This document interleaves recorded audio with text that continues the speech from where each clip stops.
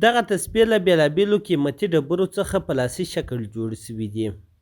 په کندهار کې د ډبرو څخه د تسبو جوړولو صنعتکاران وایي که څه هم دغه کسب او صنعت لا هم تر اوسه ژوندی دی، خو تر پخوا یې کاروبار لوېدلی او په هغه اندازه تسبیح نه پلورل کېږي چې پخوا پلورل کېدې. یو تن تسبیح جوړونکی اختر محمد ناصري امید راډیو ته وویل دوی دغه تسبیح له شاه مقصودي، کابلي او ځینو نورو ډبرو څخه جوړوي چې د افغانستان له بېلابېلو ولایتونو څخه ورته راوړل کېږي. کورنا رئیس ګر سره دغه موږ اصلي استو ایران ته ډېرې تسبیح د هغسې بیا سوریې ته ځي، بیا عراق ته ځي، کویت ته ځي، سعودي ته ځي، دوبۍ ته ځي. نو اوس چې دی اوس دغه د کورنا په حساب سره لارې بندې سوي او بیا دا زموږ ملک کې دلته یو څه بدلون رالی، بدلون د حکومت د طالب د خوا سره رالی، نو چې نوی نظام چې رالی د اسلامي امارت.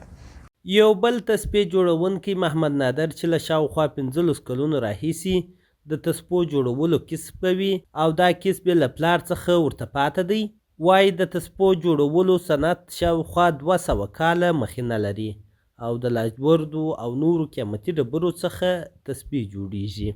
دا کسب چې دی بیخي له ډېره وخته څه دی، دا تقریبا وپنځه د دې چې نه کېږي 200-300 کاله کېږي. نو اوس بیا بیخي کار خراب دی، اوس خو چندانې خوند یې نشته. نو بس ما دا مقصد خو کسب باندې وپنځه دغه کوه خپله ورځ پر تېره ویې چندانې خوند مو نشته. بیا ماخته یو دغه خبر ماښام یو ډوډۍ پر پیدا کېږي. که څه هم د تسبو کاروبار لوېدلی، خو بیا هم تسبیح خپل ارزښت لري او ځینې تسبیح له داسې قیمتي ډبرو څخه جوړیږي چې له 10 څخه تر 40,000 افغانیو پورې بیه لري. استاد عبدالله وایي د ډبرو څخه جوړې سوي تسبیح تر ډېره د افغانانو لخوا ایران ته وړل کېږي او له ایران څخه بیا نورو هیوادونو ته وړل کېږي او کېدای سي هغوی یې په نورو عربي هیوادونو کې په ډېره لوړه بیه وپلوري.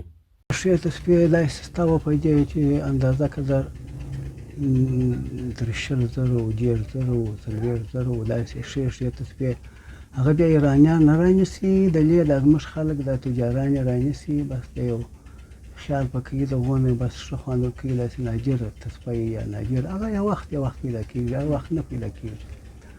او دغه چې دی وپیدا دا عموما تسبیح چې دا ټول ځي ایران ته، بیا نو هغه نو خدای په خبر دی خامخا بیا ځوام ایرانیان بیا نورو خواو ته هم سره وړي، دوی هم خپل تجارتونه پر کوي.